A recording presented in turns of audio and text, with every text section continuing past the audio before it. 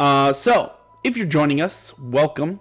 Today we are giving you another taste of a solo adventure, and I say it in air quotes because I'm going to play it with somebody because I don't like to do things by myself.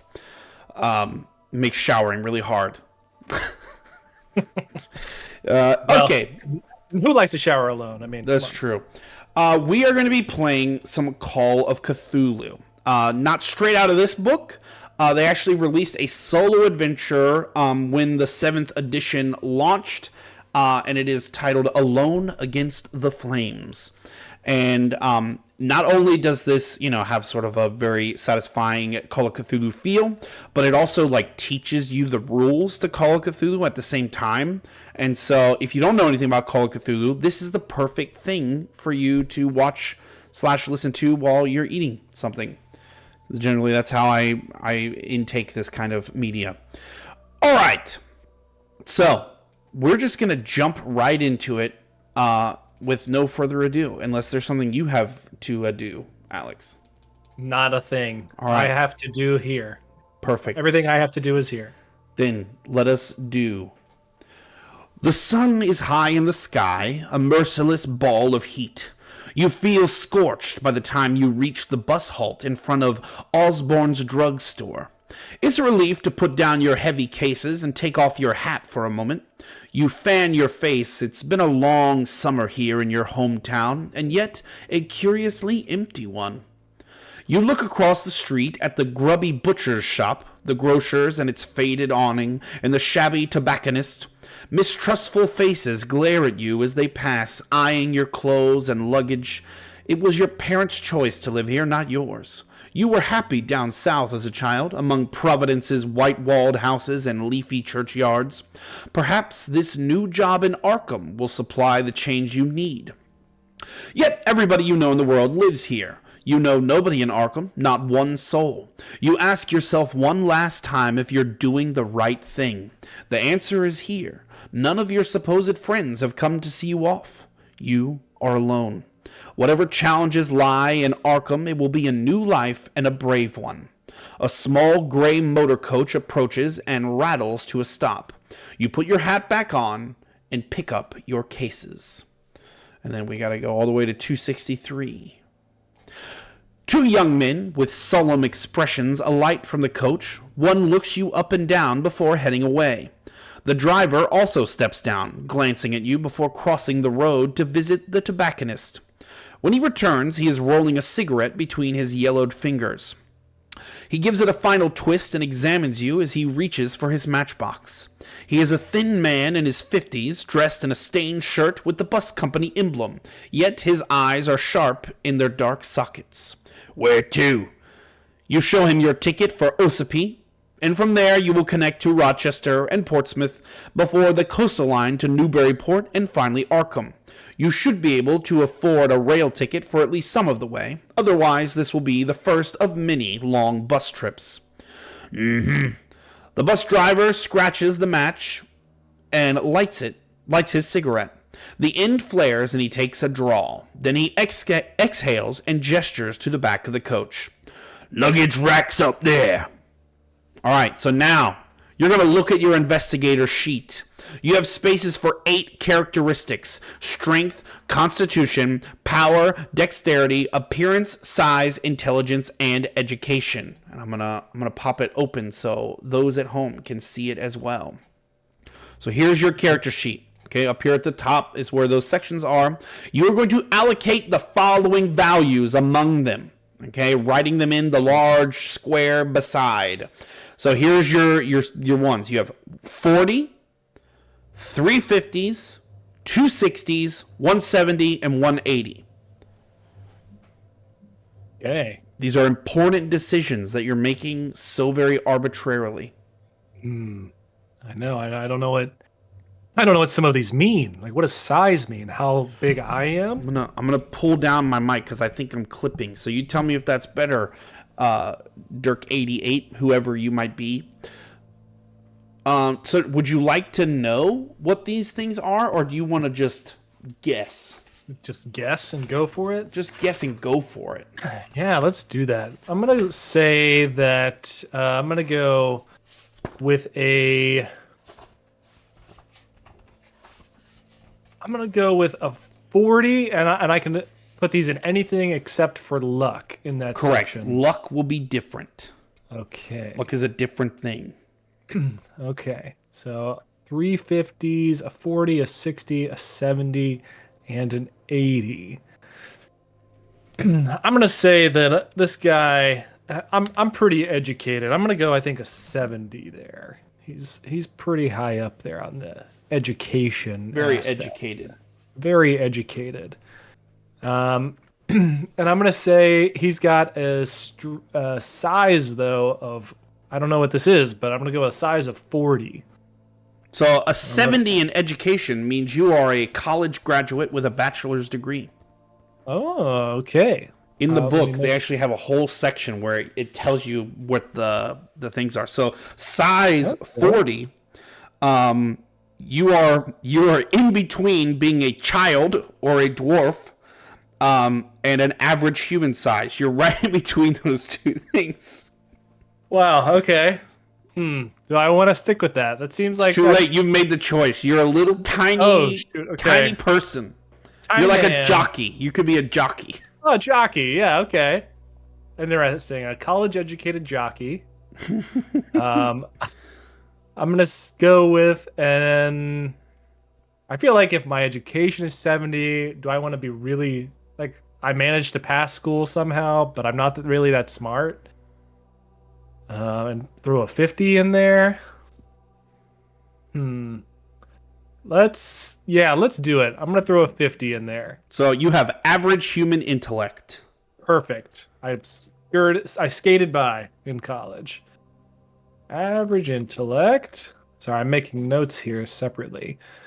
I'm gonna go with a. I'm gonna go a constitution of 50 as well. Average healthy human. Great job. Thanks. And I'll do a. It feels like the responsible thing would be to put just a 50 in appearance, but I really want to make this guy so vain.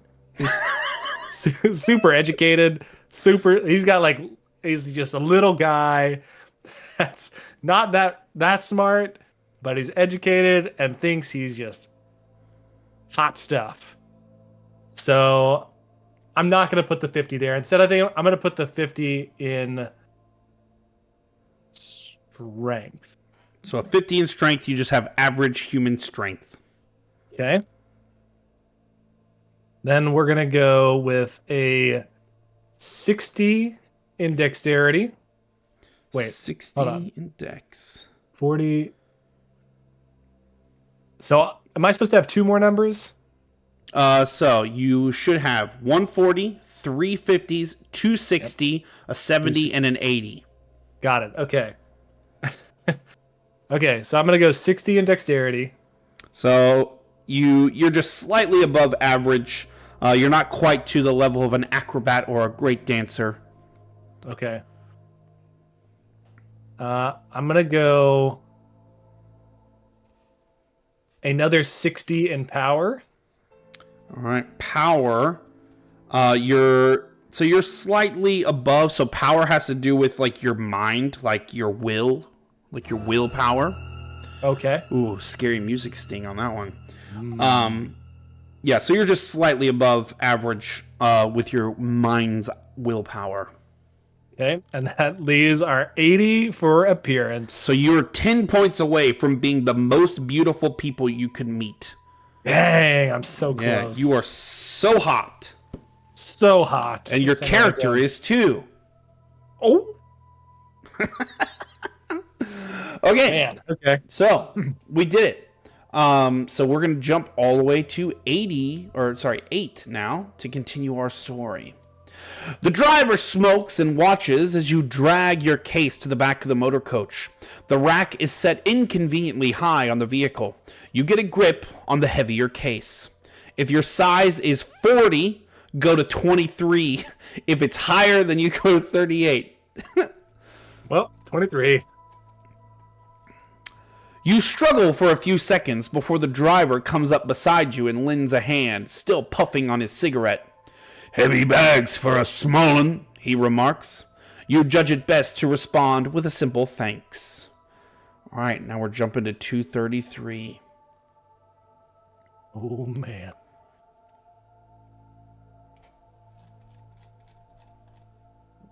And here. He's jumping. The driver flicks his cigarette into the gutter and steps into the motor coach. Its engines cough to life. You board grateful that you'll be the only passenger for the initial part of your trip, at least. With mixed emotions, you watch from the window as the tired avenues of your old home slip behind you, receding into the distance. For a few minutes, you can still see the church spire over the brow of a low hill. Then the road clips and it too is gone. Arkham is your new home. You will travel there and make a new start. You'll see two smaller boxes to the right of each characteristic, okay? And this is going to happen automatically for you. But you have rounding down and write the result in the upper box, and then you also divide each value by 5, rounding down, and you write that in the lower of the two boxes. And these are used later for those who are learning the rules. If you're using the interactive PDF or obviously a digital one, it will do it. It will do it for you. You will also see tracks for your sanity and magic points. Beginning sanity is always equal to your power, and beginning magic points are the same value as you just assigned for your power divided by 5. So your sanity will be 60. And I need to put that on the right hand side of it, right? Well, I think you're at 60 out of 60, yeah. And then your magic points is, I guess it's 12 out of 12, maybe. I don't know if it will come into play or not. We'll figure it out. But I assume you're starting at full, right? I hope so. Yeah. And then so you mark those on your tracks, and then we go to 134. Okay. And the coach putters through the countryside. At first, the interior is stifling and your stomach lurches with every bend in the road. However, the driver opens his window, and by switching seats, you find a spot where the breeze hits your face. You soon relax into the journey, observing the quaint little hamlets that the coach serves.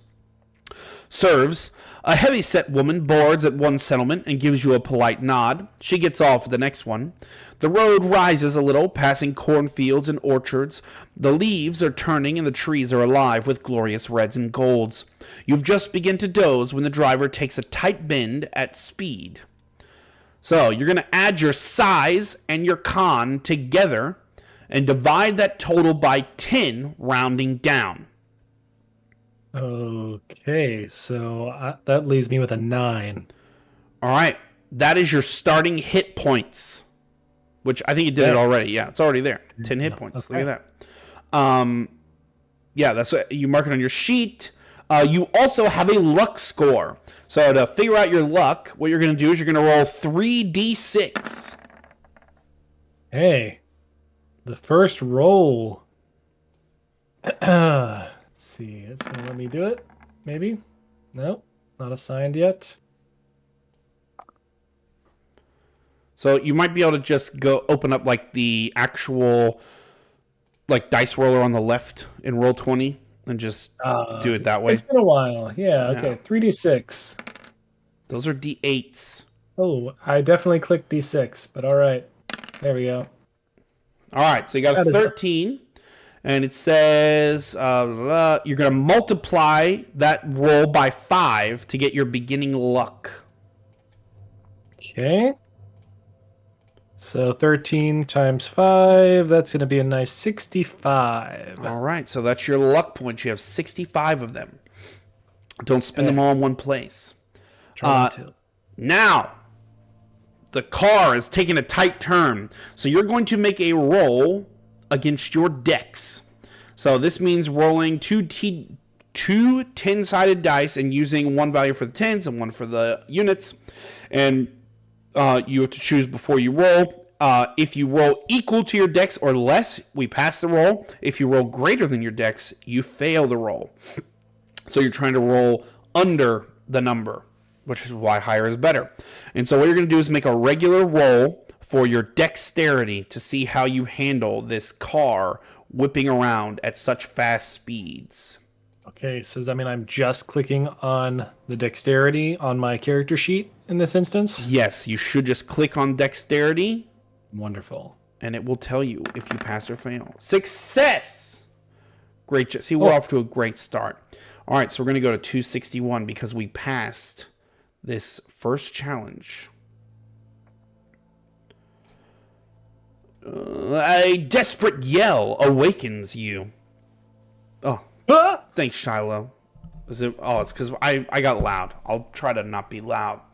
A desperate yell awakens you. You feel yourself slide from the seat as the driver spins the wheel and the motor coach plunges off the road. You grab hold of the seat in front just in time to prevent a painful fall. The coach stops with a thump. Now you see what has happened. A Fordson tractor has stopped in the road and your driver has had to swerve to avoid this steel obstacle. He leaps from his seat into the road, unleashing a string of curses at the farmer. You take a moment to catch your breath. Perhaps you should offer assistance, but the driver has already returned. He backs the coach up a little and threads it around the tractor, glaring at the farmer. Strange occurrence on the road. We're going to go to 71. Okay. You resume your journey. The driver takes the curve with more caution than before. He glances over his shoulder at you a couple of times. "Sorry about that," he says. "That fellow was dumber than a hog. I'm Silas. What's your name?" The accident was at least as much Silas's fault as the farmer's, but it doesn't seem shrewd to antagonize the man while he's driving you through the middle of nowhere. Make up a name for your character and record it on your investigator sheet. You can add your age. For the purpose of this, your character should be between 23 and 36. Okay. Well, I'm going to go with a nice solid 30. 30. I like it. And we'll do that. And we've already got my character name as Alex. Alex. It's a good strong name. Thank you. All right. I don't know why I chose that voice. The coach turns onto a narrower road, which weaves uphill through woodland. Silas becomes chatty. "Going to Arkham, huh? Can't say I ever heard of the place. Went to Boston once, didn't like it. Too much hustle and bustle.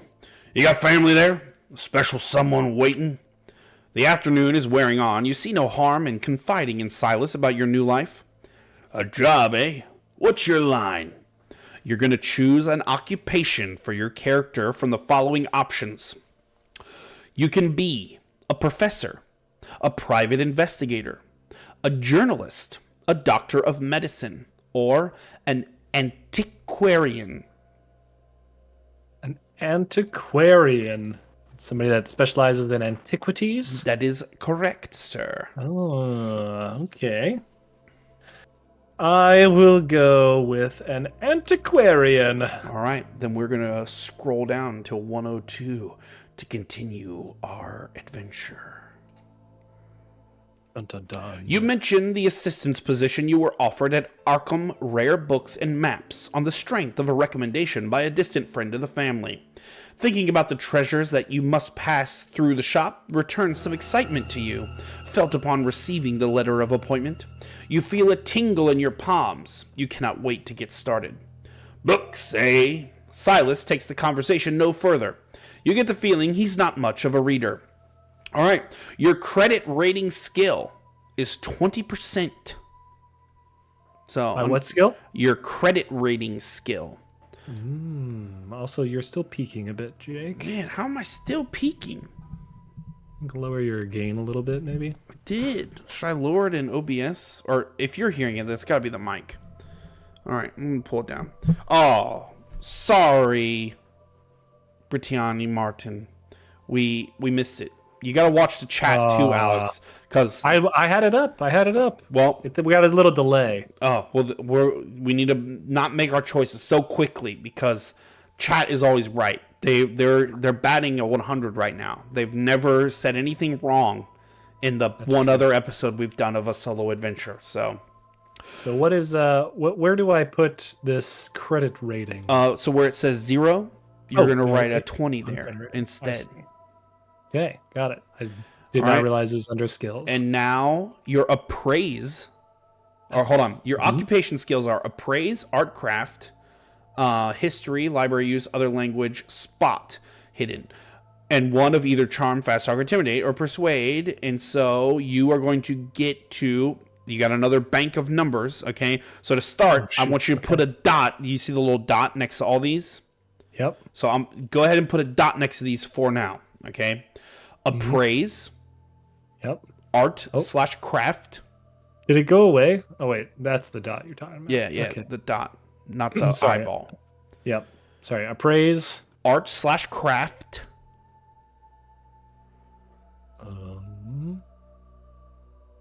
Is it not on there? Is that not on this part of it? Somewhere else? Or maybe it's appraise, arts and crafts. Appraise, comma, art / craft particular field. Actually, it might be one of the. Hold on. Okay. Is it one of the additional skill? I think is where it is. So you gotta type it in manually. I think. Okay. So art / craft, and then you need to specify a particular field of arts and crafts that you're good at. Finger painting? Finger painting. That No. I mean, it doesn't seem like it's really gonna probably. I don't know, man. This is the adventure where the villains they're persuaded by finger painting. Actually, it's their love language. Oh, okay. Well, I mean, that could be really beneficial then if I went that route. Okay, so arts and crafts. And then you can do it in a second. History, if we want to check the. Actually, I can do the checking boxes while I read, and you can think about your arts and crafts. Library use is another skill that you're going to get to choose from, and then another language, which. Oh, art craft. It's at the top. There's actually, you press a button and you add the skill there. Top right. It's a section of the skills. Yeah. I see. Yeah. And then you're going to get a second language that I've added there. I'm just going to call it Gfra right now. Spot hidden is one that we get. And either charm, fast talk, intimidate, or persuade. Which of those calls to you? Charm, fast talk, intimidate, or persuade? I feel like for this guy, he's definitely going probably the fast talk or the persuade route. So let's go fast talk. All right, I bumped you on fast talk. So you have another bank of numbers, and so all the things that have dots next to them, including the language that you haven't picked yet. Wait, Egyptian arts and craft, that's what you're good at? Sure, why not? And then what language do you want to be good at? Also Egyptian? Yeah, also Egyptian. Or hieroglyphics, maybe? Hieroglyphics, yeah. That's solid. I can read hieroglyphics. Yeah. How do you spell that? Oh, I'm going to look that up. I don't know. If you're in the chat, how do you spell hieroglyphics? Yes, please help so I can get this right. It's important. Okay. Give me your bacon numbers. All right, here they are. Chat to respond with the 70, right details. 60, 60, 50, 50, 50, 40, 40. And if there's already a starting value in there, you just ignore it. You don't add it on there because those are just like the basic starting values of everything. And now you're actually skilled in these things, which is, why it's called a skill. Makes sense. Because you're skilled. Sense. Yeah, pretty skilled. I'm a skilled guy. I wish I was skilled in arts and crafts, Egyptian style. Well, hold on. Okay, so what were you looking for there? Because I went like everything, like art art, any kind of artwork. I don't know. from It just says Egypt. art/craft specify a particular field. So I don't Oh, know, a particular field. like Okay. painting or I understand. Got it. sculpture. I understand. I misunderstood Oh. what it was looking for there. Maybe I Okay. didn't read it all the No, way. you probably did. Okay, then I'm gonna go with sculpture. Sculpture. Ooh. Sculpture. He's a Yes. sculptor. I'm not a sculptor. I actually can't sculpt for anything. Oh, you just I would you know a lot about sculpture. I just exactly. I can't do it myself. It's one of those like those that can't teach. You know, those that can't do teach. That's me. Those who can't teach But gym. Exactly. If you're a gym teacher, we're just joking. Yeah, I used to say that all the time to my gym teacher, and he loved it. He loved it. But he didn't have a lot of friends.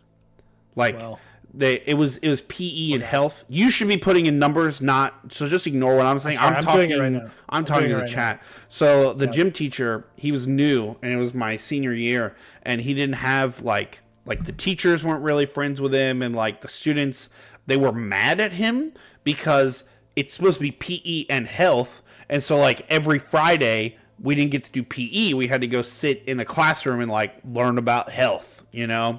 And literally all the other kids, like, you know, like the jocks, they all took PE because they're like, oh yeah, I like running around. I had to take PE because I didn't have a credit in PE. And so like I had to do it or else I wasn't going to graduate. And so I took PE, and like my easiest days was health day because it was like, oh, I can just sit back and learn about the body, you know? But anyway, so I'm the only one paying attention. Everybody else, like, they're trying to silent protest they all agreed to lay their heads down and, like, not pay attention. And so I felt so bad because, like, I was the only person, like, my head up and I was engaging. But it was also awkward because he was just, like, teaching the whole lesson to me the whole time. Like, staring directly at me because there was nobody else to look at. So I have a respect for gym teachers. That's a funny joke. Okay. Yeah, so yeah. if you're a gym teacher or have a passion for gym memberships. Yeah. All right. Did you put all those numbers in? I think I'm definitely missing one. So I was just running back through it to try and figure that out. So I've got a praise Hieroglyphics at 50. doesn't have anything in it. Yeah. Under So I'm trying to languages. figure out which one I forgot. Oh, you Doesn't forgot have language hieroglyphics. either. Is that 0? No, I know which number I forgot to put in. Oh. I want to make sure I put in the right one. So let's see. I've got 50. a 70 on library use. It's one of the 50s. One of the 50s. Yeah, because you only got 2 50s and you have 3. Okay. I'd say hieroglyphics are pretty hard. So Yeah. You just have an Over average 50. understanding of hieroglyphics. yeah. Yeah, so there's a tip for you today, is 50 is the average skill level of a human. Out of what? Who knows? The strength skill goes all the way up to 200 Oh. for monsters. Okay, so you realize Silas hasn't made a stop since the incident with the tractor. The motor coach winds its way uphill. However, your thoughts are interrupted as the road crests a ridge and you are treated to a magnificent view of the vista below. A creek snakes through the valley, breaking the rich autumn palette of tree line. In the distance, the white mountains rise into a hazy cloud. There's no settlement, not even a cabin as far as the eye can see. Birds drift through the treetops, and you can just make out what might be 2 white-tailed deer lingering by the water. Perhaps you're making a mistake by moving to the city. Could you survive on your own in this lush wilderness? You have a base ability in most skills, listed in brackets after the skill name on the investigator sheet. Scary music sting. For instance, you have a 20% in climb and a base dodge equal to half your dex. You need to choose 4 skills which are not your occupation skills, and you cannot choose Cthulhu Mythos. And these are your personal interest skills. And so you're going to boost each of these by 20. From whatever they are, I can boost them an additional 20. It does say boost each by 20. So I assume, since it didn't say replace it with 20, it means boost by 20. Okay. So you can do that with 4 personal interest skills. So really flesh out this guy who loves hieroglyphics and what is it? Sculpture? Sculpture. What is his personal interests? He's good at libraries. He's kind of a fast talker. Kind of a fast talker. Is he real forklift good at, certified? Is he forklift certified? Well, he does actually spend a lot of time in libraries since he's an expert on sculptures. So he probably has had to move some valuable or some large sculptures via a forklift. So I would say so. But I don't see that on here as an option that I could choose. Operate heavy machinery. Well, you know what? I'll give it to him. I think so. There you go. There's that boost by 20. So it looks like, well, no, not everything has a 1. Some stuff is a 0. Yeah, like Natural World has a 10 in it. Yeah. I don't know. How good would he be with a Natural World? I feel like he's a book boy. What about Locksmith? Does he like locks? I was thinking that one. Does he have a little bit of interest in the occult, from reading all about the Egyptian times and embalming? I would definitely say he does. Definitely just a little, a little bit of curiosity. I mean, don't we all? For sure. Don't we all? I mean, really. What about psychology? He did go to college. Did he take a psychology course and really like it? Absolutely. He definitely thinks he's better at psychology than he really is. He's going to do some reverse psychology. I got it. Yeah. I got it. Exactly. And obviously you got to go charm, right? Because I was just so handsome. So handsome. He definitely has a bit of a problem with the schmoozing. All right. Folks. So the motor coach rattles on through the hills, and Silas lapses into silence. The sky darkens behind you, tinting the clouds as the sun descends. Finally, a welcome sight comes into view, a settlement on the crest of a hill.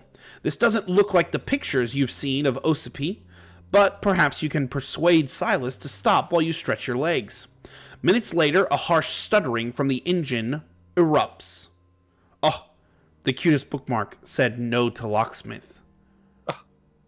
Well, we didn't go with it. So we didn't. Oh, there you go. See?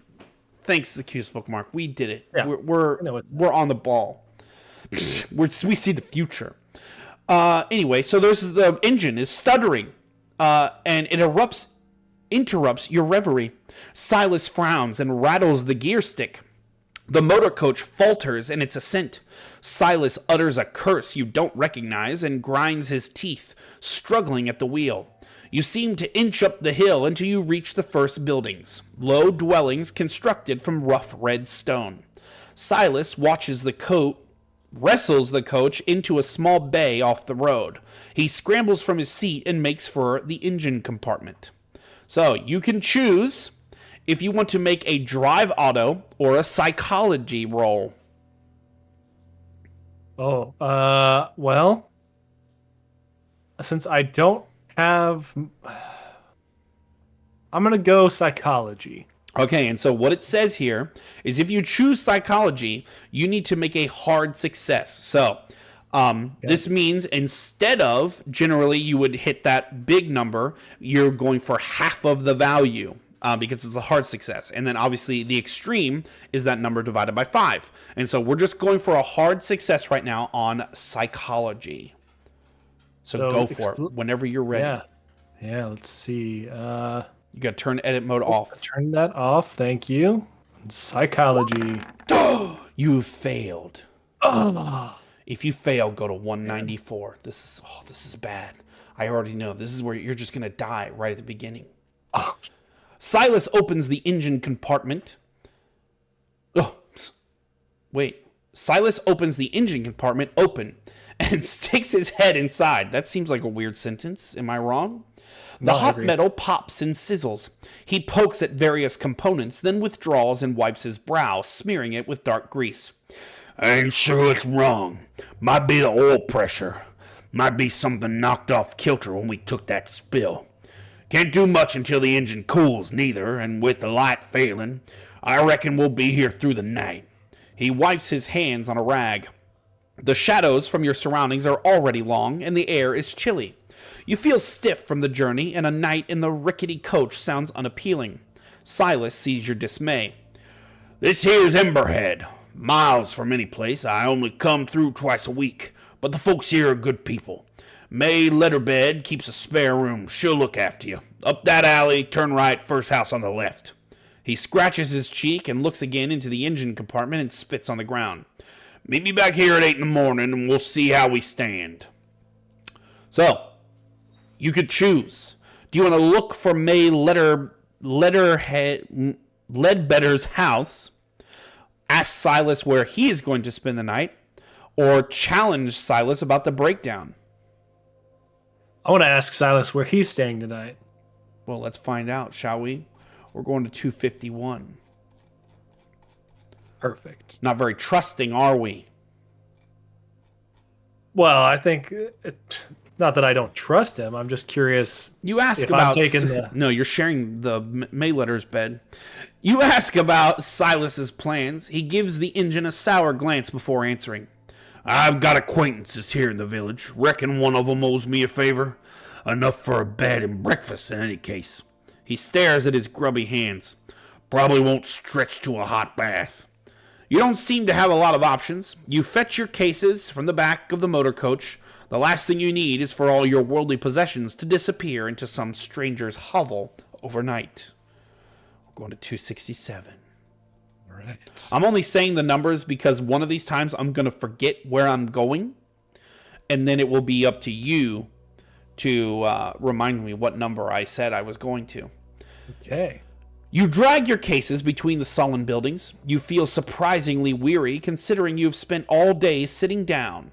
Silas's directions lead you to a modest dwelling with a slate roof. A nameplate reads Ledbetter, and underneath the sign in neat copper plate reads Lodging Room. The lane around you is gloomy, but a lamp flickers in the window. A breeze chills your face. You're not about to begin your new life by sleeping in the street. You rap on the weather-beaten door. Now we're going all the way down to 4. After a moment, you hear footsteps inside the house. A bolt is drawn back and the wooden door swings open. A figure with loose curls and a rough-looking house dress peers at you. Her gaze takes in your traveling suit and your cases. Her voice has a light Irish lit. Hello! Should I take it as you're looking for a room for the night? You inquire as to her rates, suppressing a grimace. As far as you've seen, the village does not offer you many alternatives. Oh, you'll come to find them reasonable, she says. You look tired, I'm May. Come inside and we'll talk over a cup of tea. The Ledbetter house feels cramped with a low ceiling and simple fittings, but it is well kept, and a cheerful fire crackles in the grate. The aroma of the tea is soothing, and the cup warms your fingers. Have you come to Emberhead for the festival? Asks May. A festival? No. You can explain what happened with Silence, or you can ask about the festival. I will ask about the festival. The King's Festival? Can't say I've heard of it. Well, now, I suppose the festival is about the only reason folks come to Emberhead. I thought you maybe had come to study it, or take photographs. Well, it's not tomorrow night, but the night after. I suppose it looks very strange to a passer-by. May tops up your tea, the spout chinks against your cup. We've got the beacon, you see. One night every year there's a torchlit procession, and we light the beacon on the cliffs. You've never seen the like of it. They say it keeps the spirit of the village alive for another year. It's a celebration. A celebration. She trails off for a moment and blinks. But you didn't come here to listen to me blather. You must be hungry. I can rustle up a bit of stew. How would that be? You again ask about her rates, and May names a price so low you accept it without hesitation. The room is small but comfortable, and the stew dark and heavy. After dinner, you have a couple of hours before your usual bedtime, so you can talk to May some more, you can walk around to get your bearings, or you can turn in for an early night. I think I will walk around to get my bearings. Oh, Mr. Skyrider 19's got my Into the Woods reference. We're both theater nerds here, so you're in the right place. Sorry, what did you say? You're going to walk and get your bearings? Yes. Wow, walking around in the village at night. Real dumb. May's brow creases when you announce your intention to take a stroll. Mind how you go, she says. Emberhead's surrounded by cliffs, and we don't have your fancy street lamps here. Take the lantern and watch your step. Outside, you see what she means. The sky is overcast, and only a few glimmers of moonlight peek from the clouds. Without the heavy lantern, you would be walking in near total darkness. You cannot hope to get an overview of the village tonight. May Street is a narrow passage hemmed in by squat, dark dwellings. At the end, however, it opens up. A wide thoroughfare leads off to your right. A crude sign names it Silbury Street. To the left, a few yards away, your light picks out the crooked posts of a simple fence. And beyond that, the ground drops away into darkness. You take a couple of steps closer, and you can see nothing. Air from below cools your face. Then some instinct makes you look around. I'm going to move this character sheet so people can see the beautiful city of Emberhead. And now we're going to 86. An ink-black figure stands in the road, about 20 yards behind you. It stares at you. You form the sudden impression that it will run at you and throw you over the cliff edge. This is unsettling. Seeing it has been spotted, the figure slips down an alleyway. Now, you can return to the safety of the letterbed house, or you can go confront the dark figure. Ooh. I'm just a little guy. I think I'm going back to the safety. I'm just a little guy. You flee back down the narrow street, the lantern swinging in your grasp. You reach the door and pound it urgently. May is surprised to see you. The air up here can tire you out if you're not used to it, she says. You glance back once before you close the door. The dark figure is standing against the wall at the end of the street, still staring at you. Or is it? The murk may be deceiving your eyes. You slide the heavy bolt into place. May has settled back into her chair, but now she blinks and yawns. I believe I'll turn in. When would you like your breakfast? All right, then we go to 63. Man, so close. Yeah. Maybe we'll get lucky. Oh, the Q's bookmark also wanted us to return. See, these choices, the delay is like something different tonight. Like, I don't know. Last time it was only like 10 seconds. Now it feels like it's like 2 minutes. As May stands, you hear a clunk behind you. You look over your shoulders, but all you can see is a wooden door securely closed. May tuts. The young lady of the house should have been listening to us. Ruth! I'm sure it just peaked there. Come and greet our guest. There's a short pause, then the door creaks. I'll do it like this. Ruth! Is that better? Still if I turned totally away. I just imagine this is how she talks to Ruth 24/7. There's a short pause, and the door creaks open. Two wide eyes peer at you from the gap between tousled hair and a rough nightgown. What do you say? The eyes blink. Pleased to meet you. Now get back to bed. The door closes again. My daughter Ruth. 10 years this summer. She's a delight and a torment all in one. Don't worry, she sleeps in with me. She'll not disturb you. Good night now. You retire to your room. It's a little chilly, but you are too tired to worry about lighting the fire. The sheets are clean and the bed soon warms up. The silence outside is strange after living in a town for so long. But you soon drop off. We're going to 154. Ooh. You dream of fire in the grate. Coruscating colors. Sorry, I was like, what is that word? Coruscating colors shimmering through the dancing tongues of flame. At first, they are tiny, almost microscopic, but they grow and grow until a kaleidoscope inferno spills from the fireplace, spreading across the floor, up the sheets. You wake with a start. Daylight glints through the curtains. You get up and examine the grate. Blinking the sleep from your eyes, it is quite cold. If you had taken any damage, you may heal 1 hit point back for your night's sleep. Did you take any damage? Nope. But now are you wondering? I'm like, what would I have done to give myself damage? Right. You're avoiding the damage. May seems to have no running water, but has supplied some in a ceramic jug. You freshen up with the washstand and go in. She cooks a hearty breakfast and leaves you in place to eat. At about 7:30, you are paid up, packed, and ready to go.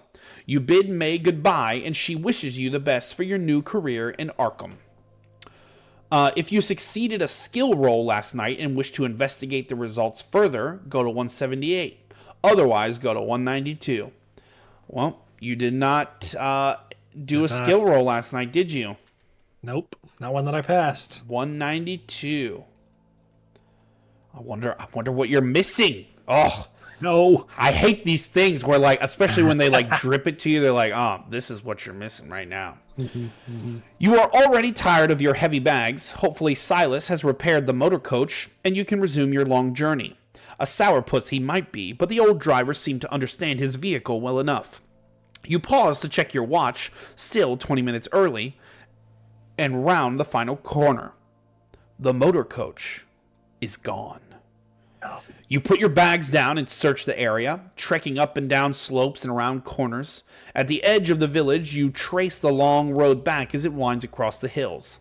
8 o'clock comes and goes, and there's no coach to be seen. A passing villager notices your bags. "Looking for the bus? I heard him take off at first light. He's due back in 3 or 4 days. If you need a place to stay, May Ledbetter rents a room." The man raises his hat to you and strolls on into the village. You curse Silas under your breath. Perhaps he went for parts, but you wonder if the old goat has stranded you here on purpose.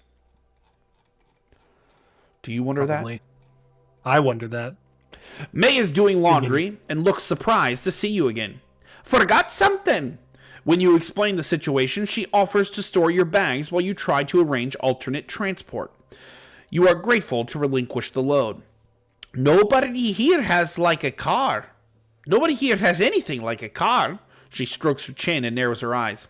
"Maybe you could find somebody with a horse and cart for your bags. I could ask around later. Try Mr. Winters at the village hall. He'll know of anyone.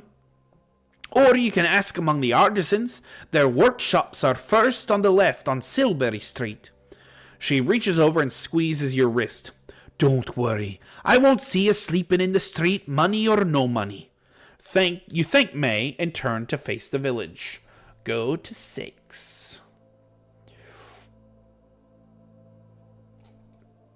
You wander the streets of Emberhead without any particular destination in mind.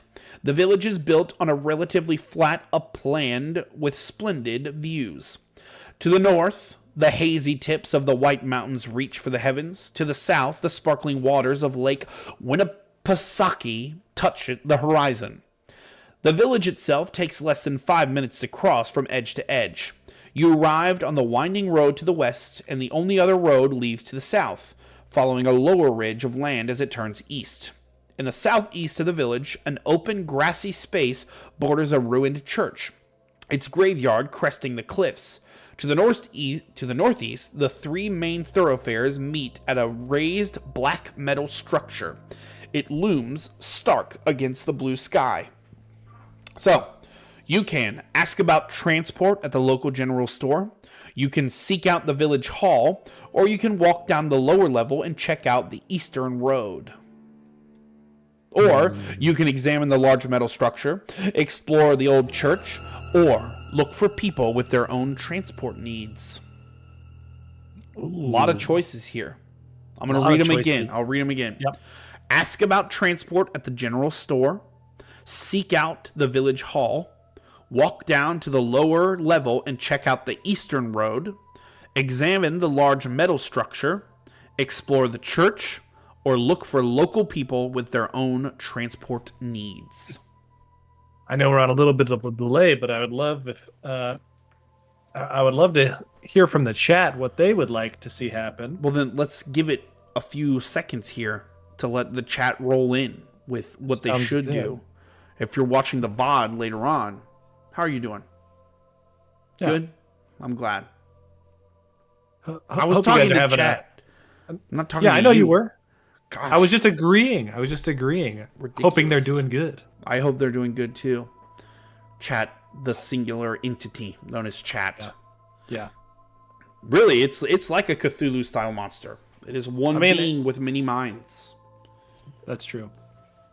And they just kind of control what's going on. Mr. Skyrider would like them read one I'm more going to read time. them one more time. Okay, here we go. Ask about transport at the local general store. Seek out the village hall. Walk down to the lower level and check out the eastern road. Examine the large metal structure. Explore the church. Or look for local people with their own transport needs. Is there a way to do polls in the chat? There is. Oh. I'm not in charge of it though, so I don't know I can how do it. I that can works. do polls. Oh, nice. Okay, so I'll for not this one because it's going to take too much time already. But I'll do it for the next one. I'll throw it in there, and we'll give it some moments. For sure. All right, Mr. Skyrider, what are you feeling? What do you think is the best course of action? I'm only saying it right now because chat has a 100% record on giving us the right answer. Nothing bad has ever happened from chat giving us answers to these. Not yet. So if you're the first one to screw us over, then your name goes on the leaderboard, Mr. Skyrider. Yeah, so do your best. Investigating the structure. That seems like the worst one. Okay. That's what I was thinking, though. All right, we're going to 57. 57. We're going straight for Skyrider is on it. All right. And I guess it kind of makes sense character-wise because you're into sculpture, right? Right. And exactly. sculpture, structure, those words are similar. All right. For sure. You walk up the approach, the most central of the village's major streets. It points directly at the odd metal structure. As you emerge from the shade of nearby buildings, you're greeted by a magnificent panorama spread from north to the southeast. The last colors of fall tint the hills in its sleepy gold. The structure, by contrast, is made from uncompromising iron singed black. It supports an immense curved platform at the level of your head. Further struts snake up to a central point. It looks like they may have been some kind of sculpture at one time, but are now twisted and melted beyond recognition. An older gentleman passes, looking at you with rheumy eyes. "Are you here for the festival?" he asks. "That's the beacon. When they light it, night after next, you'll be able to see it 10 miles away." He gives a little nod of satisfaction, then moves on, leaning on his walking stick. Now you notice bundles of wood tied and stacked against the buildings nearby. Perhaps this festival would be an interesting diversion, but you really must head to Arkham as soon as possible. All right, make a spot hidden roll. This is just a normal success is what you're fishing for. Spot hidden. Okay, looking for regular roll. Mm-hmm. Oh, there we go. Spot hidden. Oh, that's a failure. Oh, man. All right. That's not good. So we're going to 25 because you failed. Gosh, Alex, you suck at this. I'm terrible. I ran a solo adventure with Tom, and Tom literally was like breaking the game. He was so good at it. All right. You're beginning to get your bearings in Emberhead. Would you like to explore some more? You can choose another option from the options below. Okay. I'm going to do this again. Here we go. I'm going to try and do it as a poll this time. Start a poll. So the options are General Store. Okay. The next one is Village Hall. And then next one is East Road. And then the next one is The church. Oh. Can I only add those many options? Boom. You messed it All up, right. guys. I guess I can only add that many options. There you go. There's a new one. There's also an extra one that we're going to ignore, I guess, for this poll in particular. You cannot look for local people with their own transport needs. So if you're in the chat, throw it in there. Oh, there's 100% right now for the church. People are going for it. Oh, okay. Anybody else? I don't know. I guess we'll end the poll. Did you vote in the poll, Alex? Did I do it? No, I don't know. It wasn't me. Okay, Did you actually or did you not? I'll There's never 2 tell votes. if I did or not. There's 2 votes, and it's 100%. All right, here we go. We're ending the poll. We're going to the church. 3 baby. votes. 3 Just votes. hit a third vote. Oh, look at that. Ooh, general one store. for the general store. Interesting. All right. Thanks for the votes, chat. This is fun. Okay. We're going to the general store. That's what we voted for. I thought we voted. Oh, sorry, the church. church. The church. You're right. You're right. You're right. You're so right. Sorry. This is the last one I saw. Church. We're going to 34. All right. You cross the street towards the church. As you glance to your left, your gaze alights on a large metal structure. Something bothers you about its positioning. You back up and look again. Yes, Ember Head's central thoroughfare points directly at the structure. This seems too precise to be a coincidence. You press on and draw into the shadow of the church. The building is in a sorry state. The top of the steeple is missing, a ragged gash of splintered boards marking its absence, and the floors beneath it have collapsed. It appears to have torn through the roof, the roof of the main building as it fell. Sorry, there was another musical in the chat, and I immediately started singing the song in my head. Only the black half is still intact. The white paint, which once covered the church, has yellowed and peeled. It seems safe enough to explore the rear section. Old pews are stacked against the wall, choked with mildew. Most of the windows are broken. You guess this church has been disused for about 20 years. There is little more to interest you. So you can make a ride roll.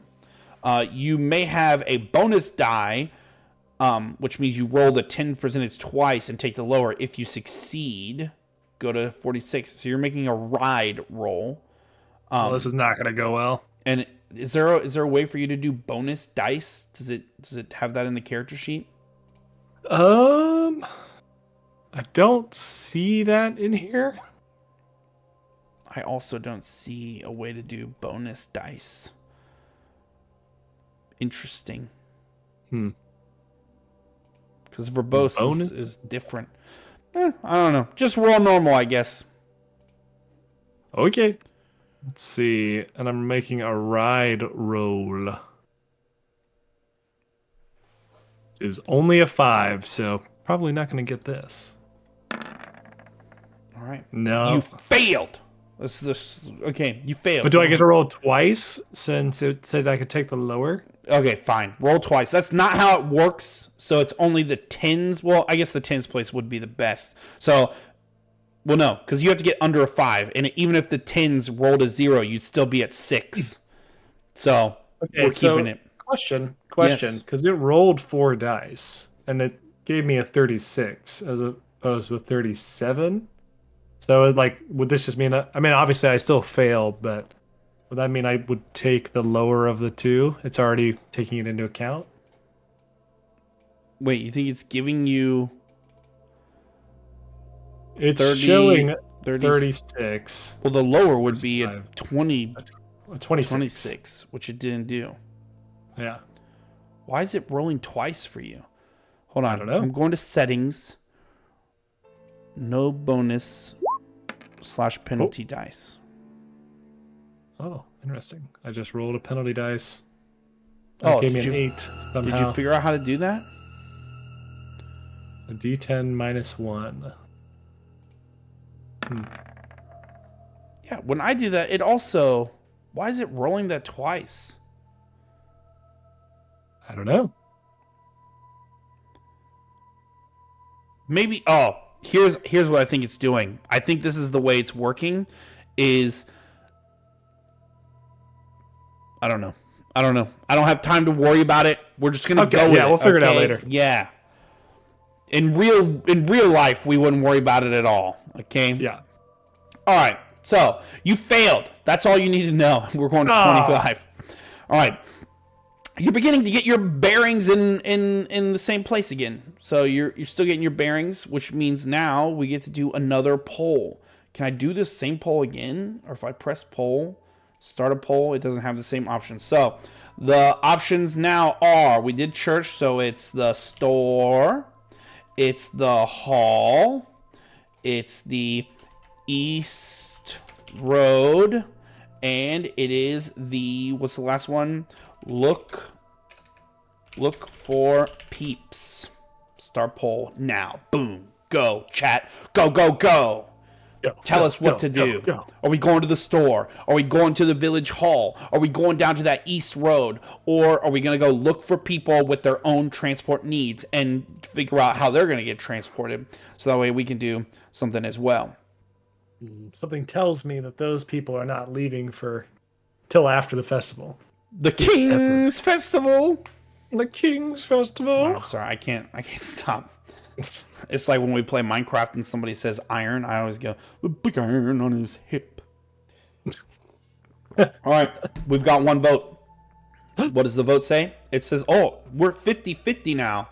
Somebody's got to, oh, we're at 100% of the store. Nope, now we're back down to 50. Between the East Road and the store. Oh, man. All right, I'm gonna close the poll in 5, 4, 3, 2, 1. Ending the poll. All right, so it was 50-50. So Alex, you now have to choose between the two 50-50s. I have to choose. Okay. Quickly, I'll go with the store. I'll go with the store. Okay, here we go. The store. The store.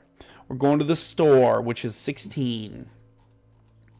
The store it is. The general store is on the corner beside the main road just before it plunges to the south. The shopkeeper is a brisk, immense lady with starched apron and strong shoulders. She looks hard at your unfamiliar face. Transport! There's a motor coach comes through twice a week. Missed it? Truck brings in my supplies every second Tuesday, but he's not due until next week. She shrugs. It seems Emberhead is content to keep its distance from the outside world. You have enough money to buy one or two inexpensive everyday items here. You can note them on your investigator sheet. Remember, the year is 1927. The shop stocks no weapons except a dusty hunting knife, which you may purchase if you want. Okay. Pop it in the chat. Anything that's normal in 1925 that you could buy. You can buy a few, which I think that equals 3, right? A few, yeah. Okay. A hunting knife is better than nothing, I suppose. So yeah, I'll snag that. And if they have a journal and writing utensils. Make sure you write that down. And I went ahead and started a new poll because we're back at the village square. And, we need to pick where we want to go. Okay. Okay. Oh, here we go. The votes are pouring in. Oh, did I say store again? Oh, no, this is a different one. Sorry, I was looking at the wrong thing. Oh, we are 50-50 split again on now Village Hall and people who need transport. 2 people in the chat are fighting. I don't know if it's the cutest bookmark and Mr. Skyrider, but they're not jiving anymore. We were all jived on the metal structure. All right. Oh, we got to vote. 3, 2, 1. Rations. Good idea, Mr. Skyrider. Ending the poll. Oh, rations. Nice. That's a good one. The poll is completed, and now they want you to look for people who need their own transport needs. Okay, so we're going all the way up to 96. Oh, it's right there. Not far. What? 96. It's right there. We're so close. Oh, well, it jumps up and down and all around. Oh, you meant, yeah, okay, you got it. Grow up. It's the 1920s. Okay. Yeah, that's where we're at. Let's go. Not far from the Ledbetter House on the north side of Silbury Street, there is an open courtyard. The rhythmic tattoo of a hammer seems to announce your approach.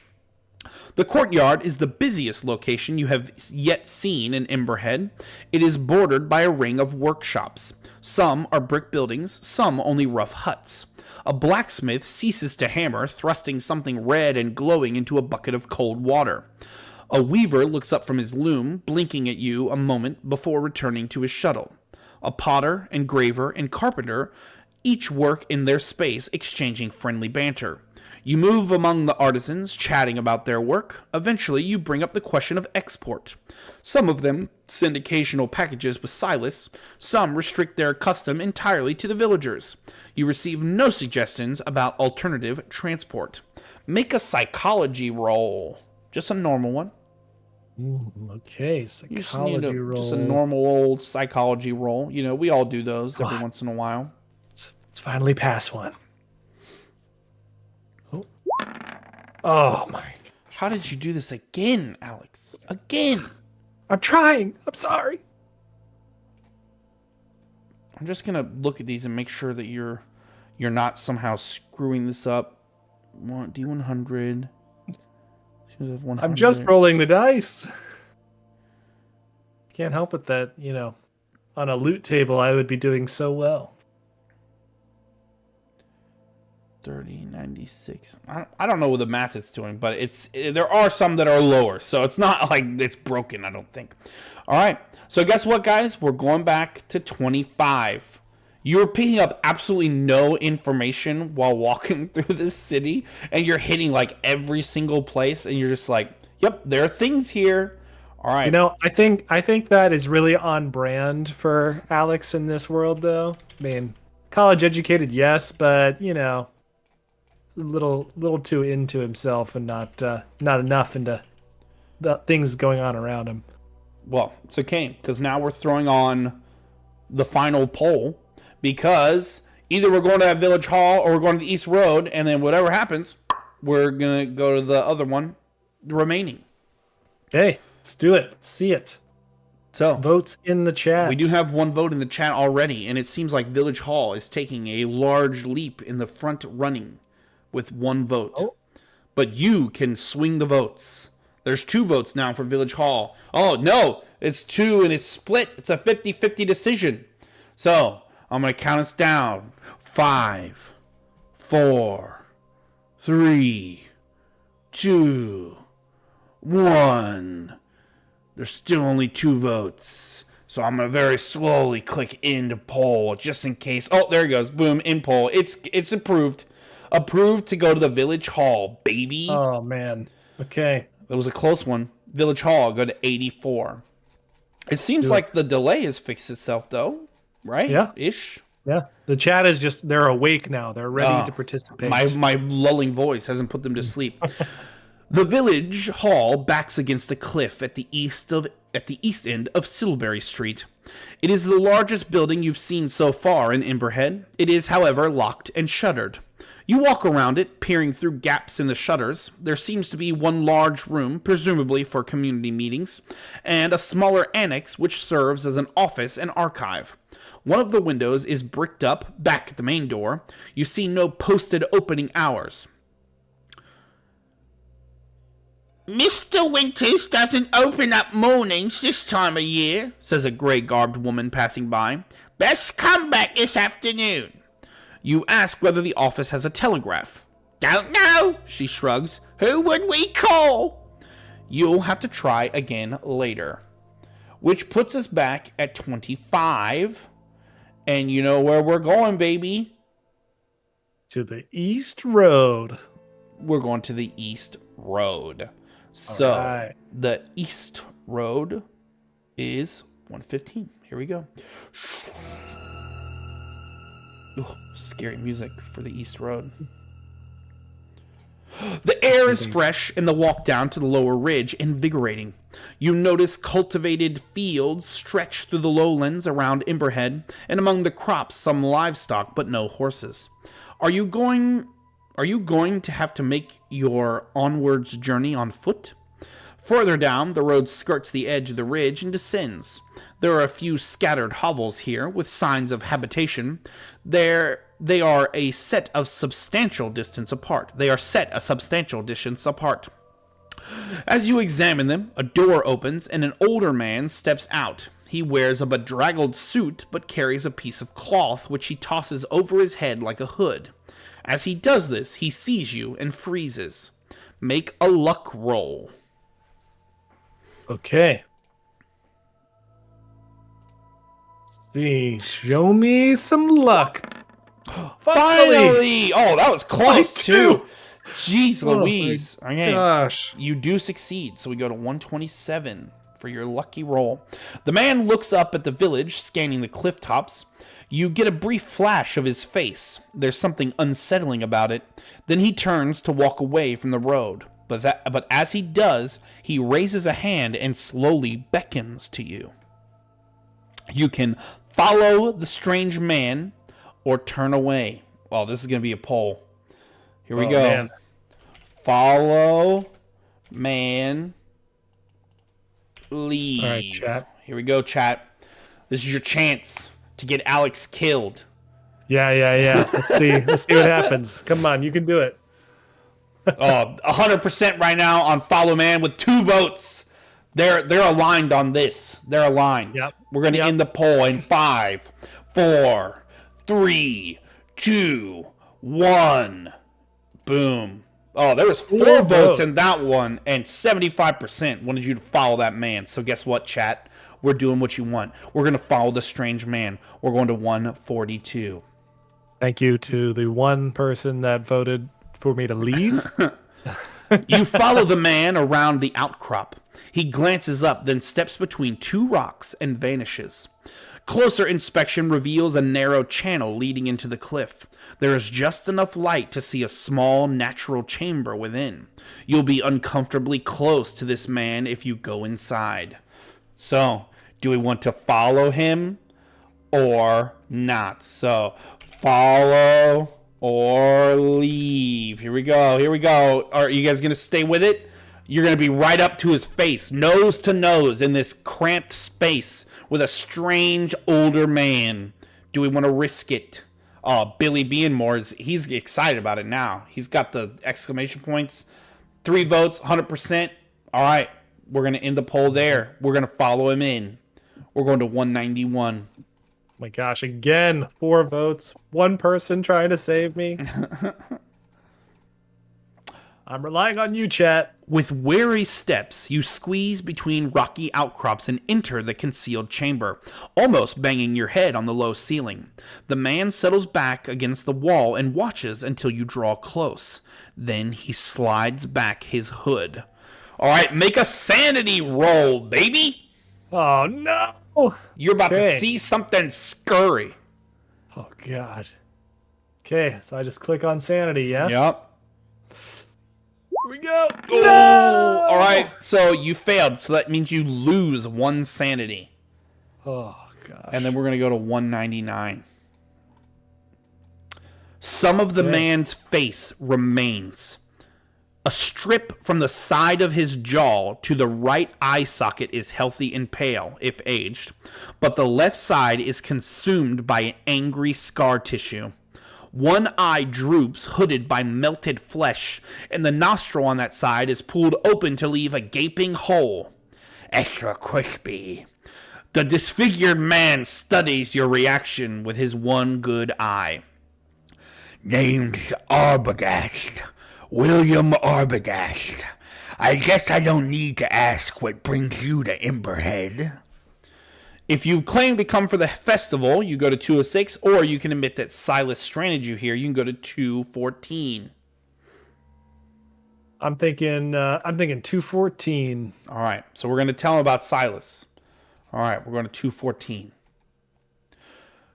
That swollen mouth gives a little twist downwards. Son of a bitch has rat's blood. His fingers tighten into a fist. Arbogast fixes you with a lopsided yet intense stare. You seek me out, eh? He looks up at the cave ceiling. Which one of them told you about me? Never mind. It don't matter. Truth is, they fear what I know. They never come at me direct. Don't want to end up like old Arbogast. He giggles. The high-pitched sound is more grotesque coming from those bloated lips. Then abruptly his gaze turns to iron. My flame, consumed by the stars themselves. The ancient hill was cleansed by inferno, and from the blackened ground came new life, as is the way of all things. The Abenaki knew. Arbogast wipes his nose on his sleeve. Except none of that happened. The flames were turned away. The necessary death postponed a year and a year again. And now, those up there, He stabs a scrawny finger up at the ceiling. think themselves saviors of the village. They think they can defy the old great ones. Ah, Cthulhu! He shakes his head with strange... Oh, sorry. He shakes his head. With strange aeons, their lives matter less than the blink of an eye. A fierce intelligence burns in his gaze, but you suspect Arbogast might be quite insane. Should his mood change, it would not be difficult for him to seize one of those loose rocks and crack your skull with it. All right, here we go, chat. This is a poll-worthy question. So we can ask about Abe Naki. We can ask about old great ones. Pones, I just said. We can ask about villagers, or your guys' least favorite option, leave. What are we asking about? What are your thoughts on that performance, Alex? Was that a good performance or a bad performance? I liked it. I thought that was pretty good. I wish we're having a little from mine, I'm having a little audio trouble on a couple of the spots, but I like what you did with the character. Thank you. I appreciate it. That's 3 votes in, and we're at 67% for asking about the old great ones. So ask about the old great ones. We shall do. Oh, I keep saying old great ones. It's actually great old ones. So hopefully that doesn't change anybody's answer. We're going to 237. A smile of sickly rapture comes over Arbogast's scarred features. The great old ones, the Windwalker, Cthulhu, the crawling chaos, like the rest of them spread like gnats upon the earth. You think your actions matter? Yes, your existence matters. He shakes his head. We are the dust that shifts in the breeze, the motes that drift in the last rays of sun. You are nothing. We are nothing. He gathers himself into silence. Just when you think the sermon is over, he stirs. Here you are closest to the living flame. Not that belching green column beloved of Kingsport. I mean, it which preceded all life on earth. It which lit the void while our world was formed. It has infinite fuel, infinite patience. It will consume all. Arbogast runs a hand through his hair. A wide strip is missing on the left side, displaced by scar tissue. He climbs to his feet.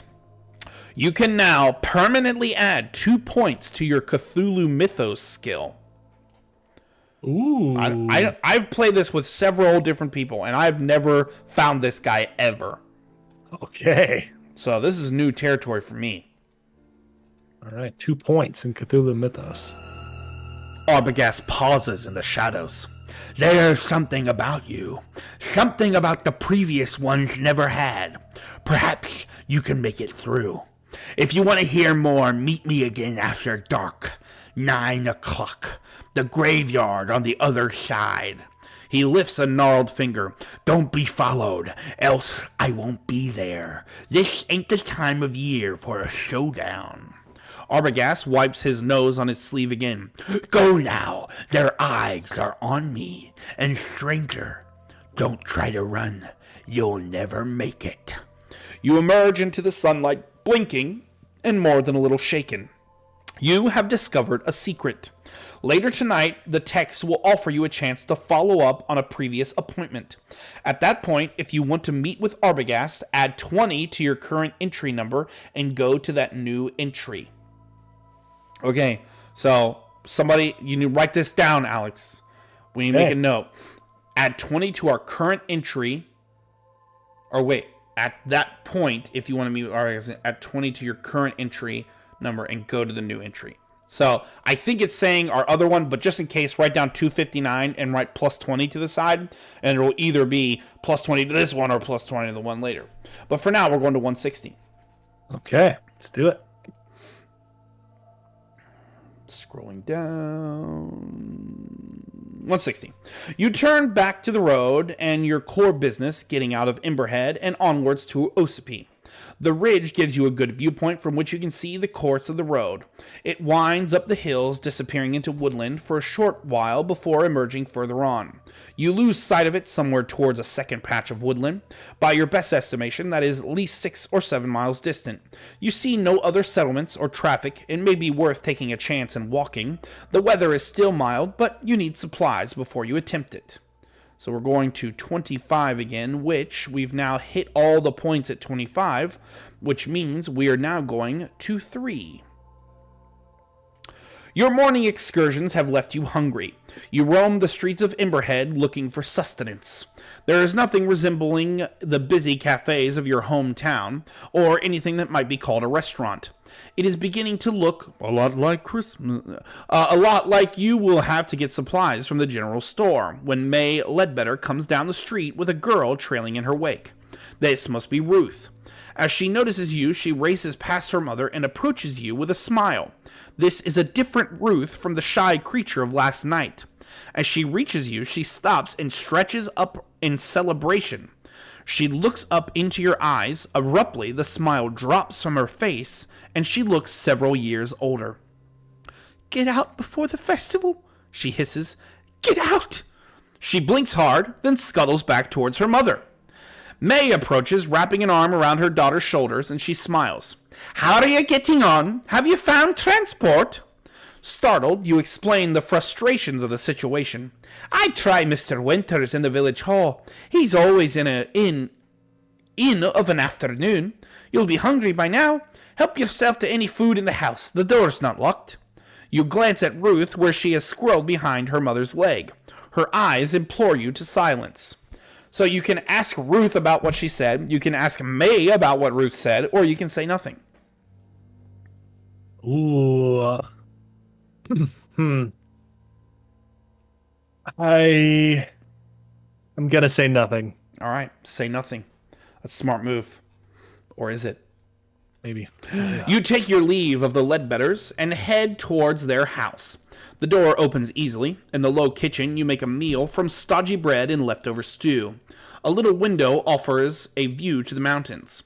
If you learned one thing this morning, it was that Emberhead streets hold little to occupy the visitor from out of town, but there are still 5 hours of daylight remaining. You could take some provisions and the bare essentials from your luggage and set out in hopes of reaching another settlement before dark, or you could ask advice from this Mr. Winters. So, do you want to prepare and walk out of town, or head to the village hall instead? Man. I mean, I want to get out of here, but... Well, this sounds like a chat question then. All right, we're going to the polls. We're starting the polls. The questions are, talk to village elder, run off into the woods. Here we go. We're starting the poll. From what William Abergast said, we won't make it if we try to run. He did say And that. then we've got Ruth over here saying, run before the festival. Now I'm torn. I mean, who would you believe? Some stupid little girl or some battle-scarred awesome dude. Hmm? I mean, I feel like some guy that's seen some stuff. I feel like he's the one to listen to. If it were me, Well, no. If it were this guy, right now it's I the would have got chat. here. The chat's got 2 votes in already. We're gonna end the poll at 2 votes because it's 100% telling you to Okay. leave. So that's what Leave. we're going to do. We're going to leave. So Okay. we're gonna prepare and walk out of town. We're going to 28. You take money, water, and some sandwiches. It seems polite to leave May Ledbetter a note explaining the situation, that you will return for your bags as soon as possible. The sky is flecked with cloud, but shows no sign of imminent rain. A couple of villagers watch as you descend on the southern road and follow it around to the east. The black metal structure looms on the promontory above. You shiver as you pass the lower huts and head out of Emberhead.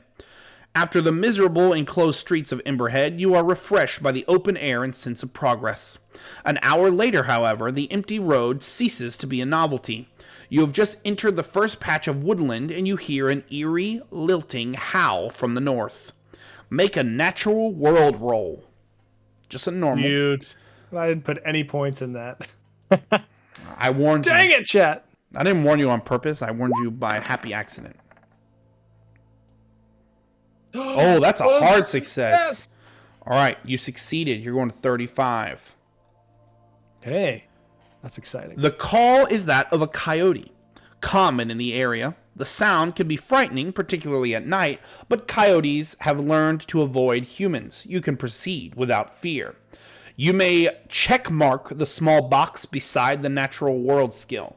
And so what this means is, in the regular Cthulhu game, if you succeed on a skill roll, then you can only upgrade skills for which you have succeeded during the session. And so, like, you would get XP or whatever to go on, and then you can buff those as you go. So, we're going to 54. A second call answers the first, but it sounds further away. You follow the road through the woodlands. Branches lean over the road. The foliage is quite beautiful, from gold to russet and a deep rich red. Fallen leaves crunch beneath your feet.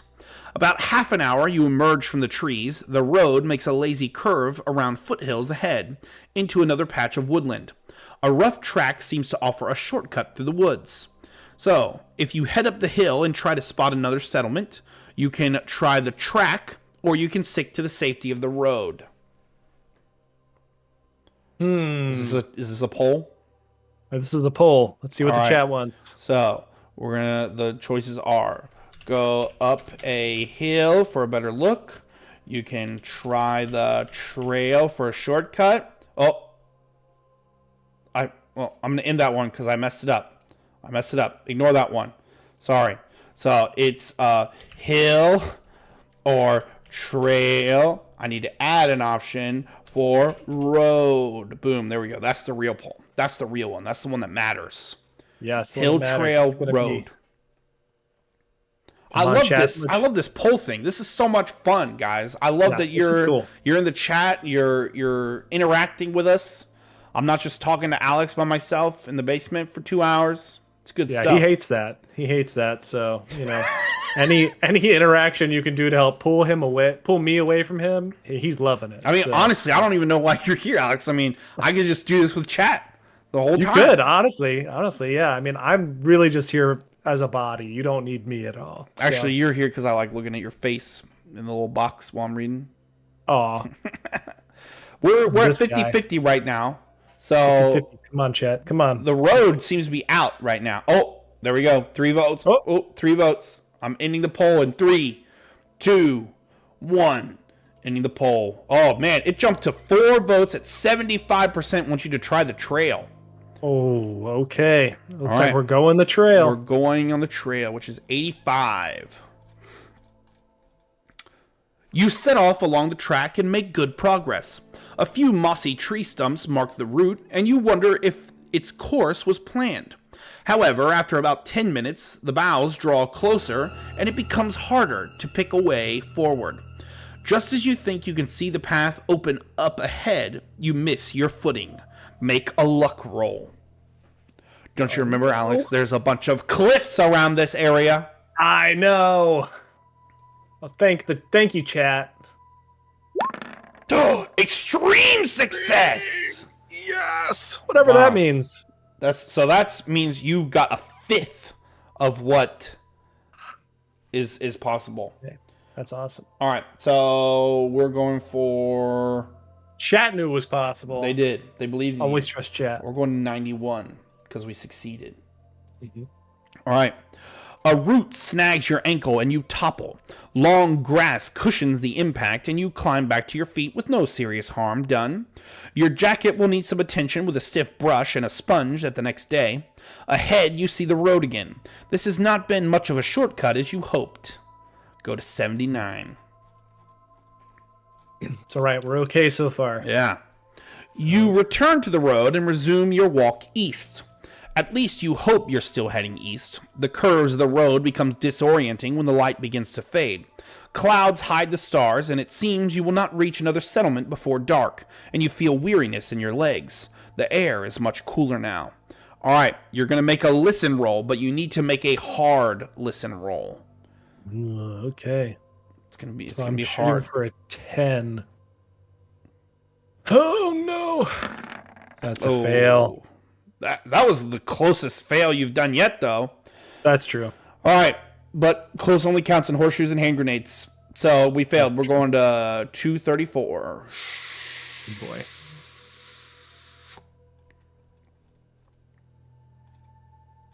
234. Another cry splits the gloom. It is the same unearthly call you heard when you first entered the patch of woodland, but this time with a grating undertone that makes you shiver. It seems closer. You can take refuge in a tree for the night, or you can keep walking. Oh, here we go, chat. We're coming to you. All right. Got Tree, You know the bed, or walking. Starting the poll now. Boom. Mm-hmm. I don't know. I don't know that I could sleep in a tree. I'm the kind of person that tosses and turns all night.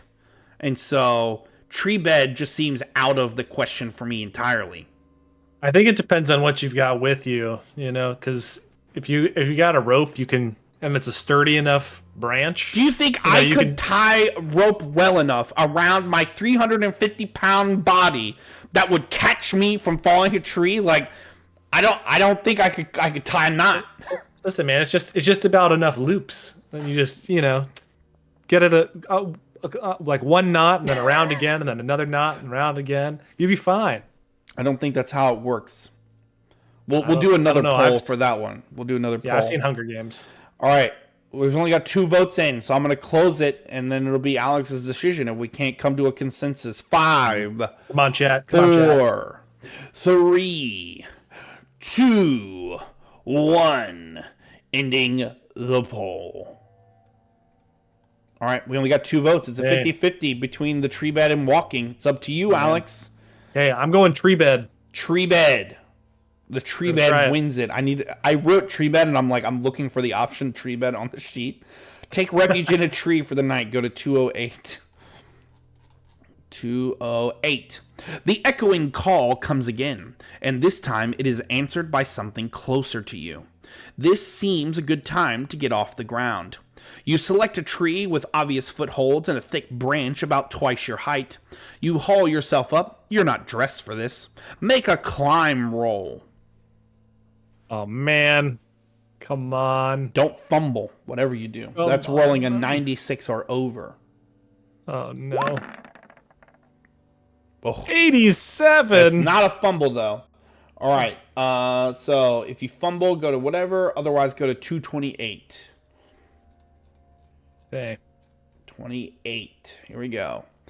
You ease yourself onto the widest branch you can see. It is less than comfortable, but you do at least feel safer in this elevated position. Night settles slowly around you. So I guess it was so easy that literally all you could do was fumble, which was nice. The woods come alive with small noises, scratching nearby, distant bird calls, and the gentle rustle of leaves. Although resigned to a long, tedious night of wakefulness, after a few hours you find yourself yawning. You loop your belt around the branch and your clothing to hold yourself in place as best you can, then close your eyes. Smart. Boy. Yep. You, Alex, are smart because you knew the rope trick. In your dreams, the trees change positions, lifting their roots from the ground and shuffling to another spot before planting themselves again. This seems perfectly normal, companionable even. They start to glow a greenish yellow as flames lick. Flames. The trees begin to scream. Tongues of flickering fire snake up the tree towards you. You scrabble at the belt which binds you to this pyre, coughing as the vapors fill your throat, choking. Make a sanity roll. Oh. Success. Success. We're going to Hard success. 252. Something is not right here. Even as your fingers find the clasp of the belt and open it, some rational part of your mind recognizes that this fire doesn't look natural and the trees don't move by themselves. The belt releases and you drop through the air. Can you see figures there coming out of the dark? Lose 1d3 hit points. Oh, man. So at least you came to in your mind. So, yeah. I don't know. Can you roll a 1d3 on roll 20? No. So, roll a d4, and then if it's 4, just roll again.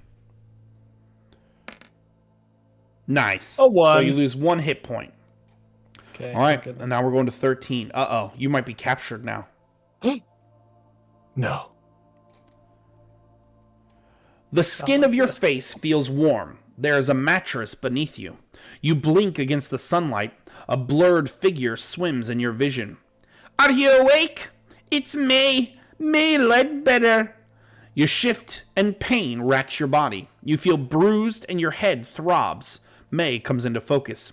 You're lucky to be alive. A farmer found you in the small hours lying by the road.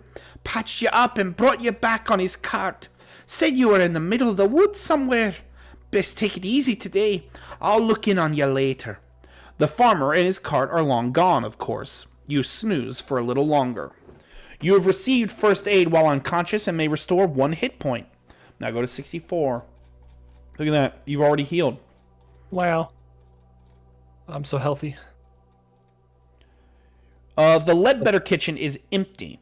Although bread and eggs have been laid out for your breakfast, there is a note from May explaining that she has taken Ruth out for a few hours. If you were involved in a fight in the village last night and want to investigate the aftermath, go to 70. Otherwise, go to 78. Oh, and you missed your secret meeting. Good. Man. Oh, you're so screwed now, man.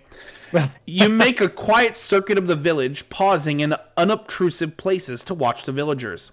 It's rather busy for this time in the morning. Yawning locals stream back and forward along the roads, carrying bundles of split logs to the site you've already heard referred to as the beacon. You see 2 figures already up in its superstructure arranging the wood. The festival bonfire will be most impressive, but do you intend to stay and see it? You suspect by now that something is amiss here. While the villagers are distracted, you may do some illicit investigation, or you may simply leave town without looking back. So, here are the choices. I chat. Don't fail him now, chat. I'm trying to do this so I don't crick my neck anymore. Alright, we're doing a poll. So the choices are May's bedroom, you can check. You can go to the village hall. You can go to the art courtyard again. That's not how you spell courtyard, but I'm not fixing it. You can spy on the beacon. And then, of course, there is one more that is slip down the road and flee for good, go. So if you want him to flee, you can just write that in the chat. Just pop it in the chat. But otherwise, do the poll. From these. Oh, we got 2 votes out there. 50 for May's bedroom and 50 for the beacon, and nobody is writing flee in the chat. Nobody even cares about your life or well-being. Wow.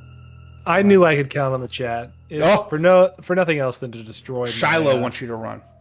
Oh, Shiloh, help me! Shiloh wants you to run. That's 3. That's a 3-way. Oh, we got 3 votes. 2 votes. Oh man, we're gonna end in 5.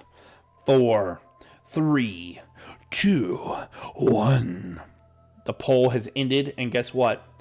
You're going to go check on that beacon, baby. Yeah, we are. Time to go spy on the beacon. We're going to 29. Oh, no. If it has you roll stealth, you're so caught. Yep, for sure. All right. The northern side of the village is bustling, and you are unlikely to remain hidden there for long. You head in the direction of the church and then move up the east side behind the houses. A drop looms on your right. One particular section of ground is quite narrow, and you have to hug the building for support.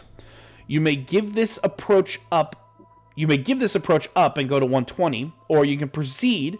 Compare your size to your dex. If your dex is higher, go to 42. If your size is higher, make a natural world roll. So there's a lot there. So we're not going to give up, because chat already decided this is what we're doing. So compare your size to your dex first. Is dex higher or size higher? Dex is higher. All right, so we're going to 42. Let's do it. The turf sinks beneath your feet and stones crumble from its edge. Alarmed, you grip the building and ease yourself forward. Finally, you have a good spot to watch the beacon. Look at that. The size actually ended up paying off.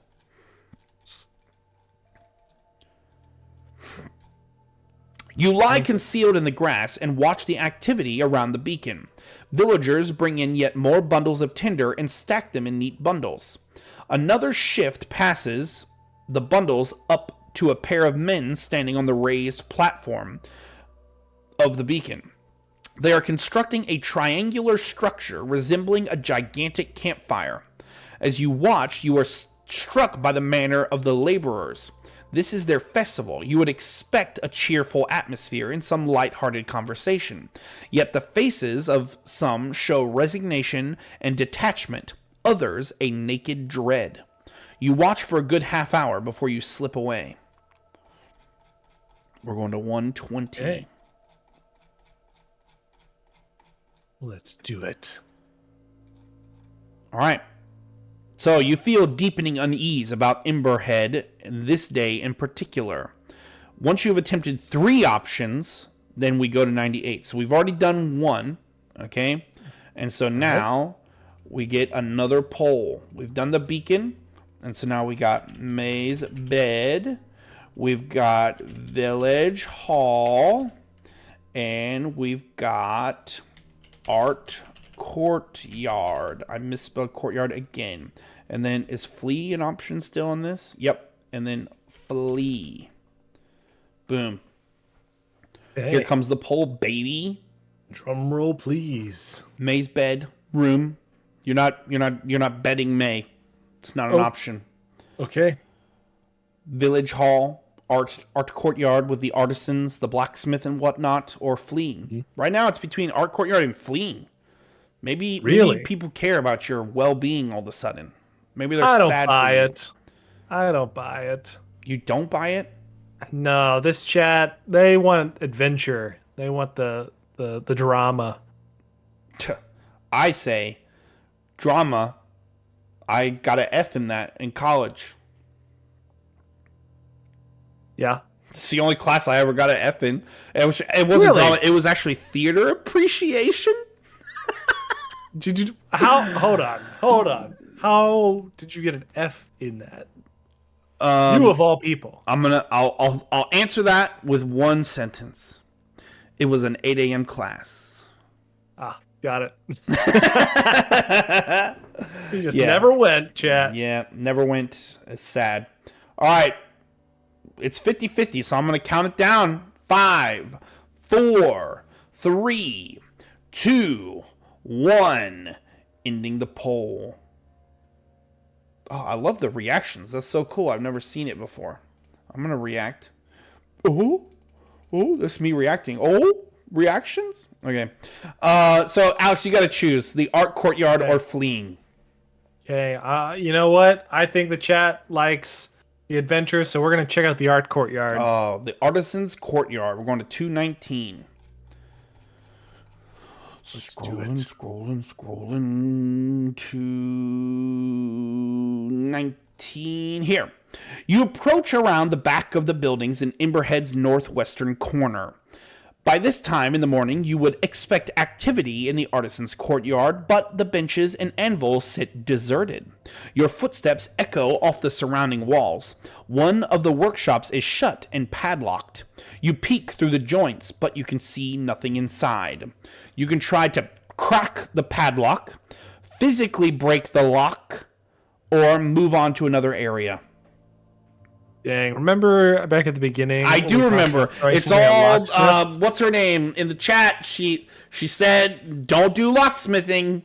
Although that was after you already chose not to do locksmithing, but we're gonna blame it on chat, right? Yeah. No, that's not fair. That's not fair. Chat's still batting 100. You're still alive, so it's not chat's fault. That's true. You're right. Can't be upset at them. I'm sorry, chat. Okay. I don't think I'm particularly strong, but you know what? This is important, so we're gonna try to break the lock. All right, 232. I feel like my library. I've definitely read about locks, so But not enough. it'll I know let me how they use work, library use. but Yeah. So you're using strength, right, to break the lock physically. I guess so. All right. You examine the workshop. It is well constructed. Do you think I could charm the lock open? Probably not. It's well constructed, but the wood has been weakened by years of sun and rain. You may be able to break it open with one fierce charge. You had better make it good, though. You can't afford to attract attention with repeated tries. Make a strength roll. Straight strength, baby. Oh, That's a bad fail. these rolls are terrible. All right, 238 is where we're going. You step back from the door and regard it in frustration. A crunching noise distracts you. A human shadow falls on a nearby wall. Someone is approaching. You melt away in the other direction. All right, we're going back to 120, which I believe is the choices again. So, the only choice we haven't done yet is the bed, the hall, and escape. We only have time for one more, guys. So, no. Bed, hall, or escape. Come on, escape. chat. I said escape. Scrape it. Or scrape. Or escape. Or escape. Which would you rather do, guys? A scrape or not a scrape? Vote in the chat. Let's see it. Put it What's in the it chat. gonna be? My wife just called me, which means she's on her way home. Oh. Oh, we got 2 votes for the bed. 2 votes for the bed. Oh, We're man. in the poll in 5, 4, 3, Escape. 2, Escape. 1. The poll is ended. You're going to the bed. Okay. Which means you've probably lost your chance to escape anymore. All right, we're going to the bedroom. We're going to 83. Zooming down to 83. Despite her hospitality, you do not trust May Ledbetter. You return to her house quite openly. Where else would you go? Inside, the dwelling is still empty. You rap on the bedroom door and wait. Silence. You ease it open. The Ledbetter room is marked contrast to your own. Neat space. Sorry. The Ledbetter bedroom is in marked contrast to your own. Neat space. I don't know why there's a comma there. Dirty clothes are piled about the floor. On a rough quilt lies schoolbooks and cheap novels. You notice a raggedy old doll discarded down the side of the bed. Make a spot hidden roll. The other thing you're really good at is spotting hidden things. Yeah, really good at it. Oh, I got it. Extreme success. Extreme success. All right, we're going to 95. Maybe we'll actually crack this thing yet. You notice scrapes on the floorboards corresponding to the legs of the bed. With effort, you slide the bed away. There is a rug spread beneath it, and beneath the rug, a trap door. You ease it open. The dark space beneath is some kind of cellar. You can descend into the cellar, or you can give this up and go back to 120. Oh, we're going in. We're Going going in. into the cellar. All right, 114. What do you think's down there? A body. The daylight barely offers enough illumination to see, but a hot lantern during the daytime would be very suspicious.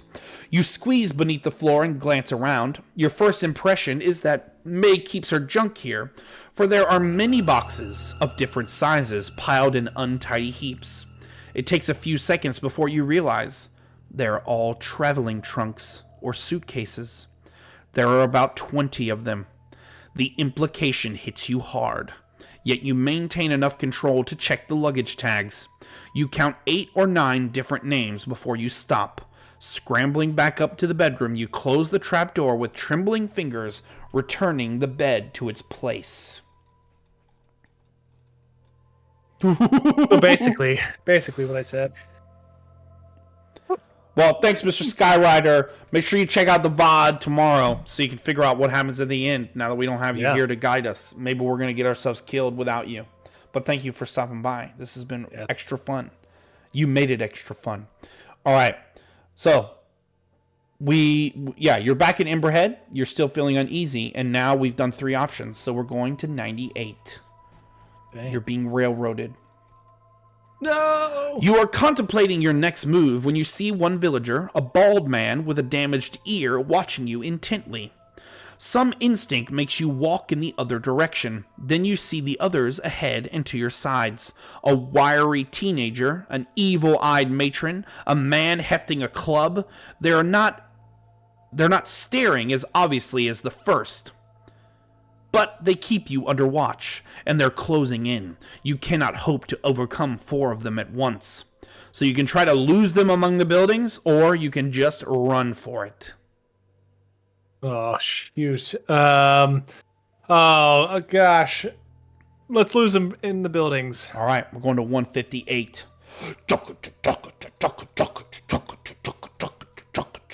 That's my running music. Here we go.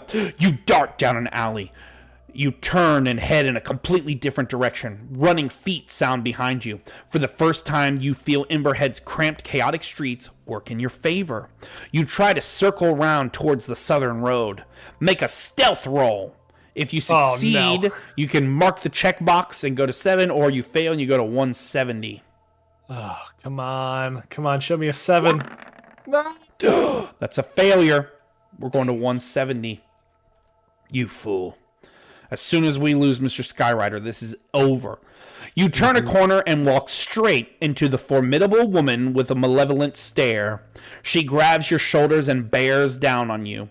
As you struggle, the man with the club runs up with the teenager, and you are quickly overcome.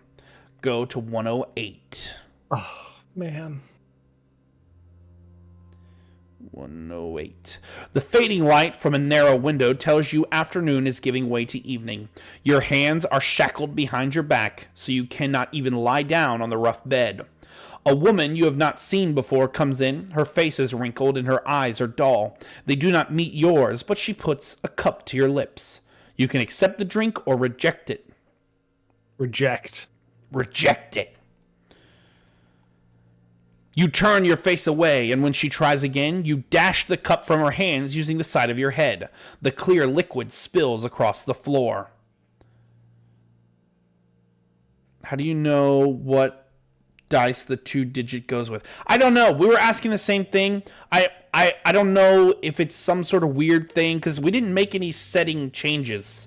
But you just have to, you roll, the 10 and the 20 or whatever, but for some reason it's like rolling 4 instead of 2, so I don't know. I wonder if somewhere I'm set to roll with advantage or something like that. Maybe. The woman gives a half shrug and turns to leave the room. You shout after her, but she gives no reaction. You soon become thirsty. Go to 205. It's probably just water, man. A little bit of an overreaction, don't you think? Well, Poor I don't lady know. was just trying to give you some water, and you're just like head-butting the cup. I just got chased down by 4 people. I don't know what's going on anymore. As the light fades outside, your little prison becomes dark. You can hear much activity around the building. Oh, I do want to say this. Over on the right-hand side, off screen, you can't really see it, but there's like a chat that tells us what number it chooses out of the 4. So we're not just arbitrarily guessing between the 4 dice. I just have them on set to 3D dice so you can see them. But over on the right side, it says success or failure. And it's just taking one set of the dice and versing that against the skill number that's on the character sheet. And so you want to roll under it for a success in Call of Cthulhu. Sorry. Rules. Occasionally, an orange glow passes by the window. The only comfortable position in the shackles seems to be to sit against the end of the bed with your arms hanging behind you. You need to concentrate and come up with a plan. There is clearly no escape from your bonds. You do not know exactly what your captors want from you, but you cannot ignore the fact that they have spent the entire day constructing a massive bonfire. Going to 27. I'm calling human sacrifice. The door scrapes, wrenching you back into the moment. An orange light spills into the house from blazing torches held at the threshold. 2 large villagers step up and grab you. At least you assume they're villagers. They wear heavy black cloaks and their faces and hands are painted entirely black, save only for a red triangle centered on their left eye. This is the art that it gives. Ooh. You try to drag your legs, but they reach under your arms and lift you bodily from the bed. Outside, it seems that the whole village has congregated to see you. Every single one has a blackened face with a red triangle motif. Torches sputter and spill fire. You struggle, but can see physical resistance is hopeless. You are marched to the central street and turn to face the beacon. Go to 117. The procession down the approach is slow and formal, save for when you sense weakness and yank at your captors. A chill touches you when you see 3 human shapes carried ahead of you, draped in red cloth. The beacon looms larger and larger, its dreadful silhouette a black triangle pointing to the stars. A low drone begins among the cloaked figures. Unbidden, the word mourners come to mind. Smoke from their torches make you cough. You feel the heat on your face. As you reach the cleared area around the beacon, 3 dancers break from the pack. Young girls swinging balls of fire in spectacular arcs, drawing circles in the night air. One by one, they draw closer to you and touch your forehead with sooty fingers. Each kisses you 3 times on the left cheek, right cheek, then the forehead. They whisper in your ear. The smell of kerosene fills your nostrils. Make an appearance roll. If you succeed, go to 10. If you fail, go to 148. Appearance dumping, it's going to pay off in the end. Come on. Let's do this. Hard success. All right, we succeeded. We're going to 10 on that appearance roll. They're like, he's too pretty to die. Don't kill him. All right. Through your sacrifice, the village will be reborn, says the first dancer. You pass from the earth to air for all our sakes, says the second. I've weakened the chains, says the third. Don't try to escape until the flames are high enough to hide you. You stare at the third dancer. Oh, sorry, I've ruined the voice. You stare at the third dancer. In the inky visage, you clearly discerned the frightened features of... You're supposed to guess, Alex. Oh, I didn't get it from the voice. I know. Well, it's good. It's good that I didn't do the voice. You got to guess. Yeah. Who's saving you? Who is saving me? I mean, I was for a second going to guess Ruth, but... It's Ruth. It is Ruth. Okay. Yeah, it's Ruth. Their dance weaves off and disappears behind the buildings. Go to 18. As you arrive beneath the beacon, 10 villagers close in on you. Working with surprising coordination, they immobilize you and lift you up the blackened iron stairs to the raised platform. You cannot help but shiver at the sight of the central framework twisting from past blazes and what you can now clearly see to be fastening points for chain. None of the eyes meet yours as they lash you to the metal. The village sings now, something rhythmic and ancient carved from odd syllables. A second group ascends to the beacon carrying the 3 red-draped bodies. With reverence, they arrange their burdens in a triangle around your feet.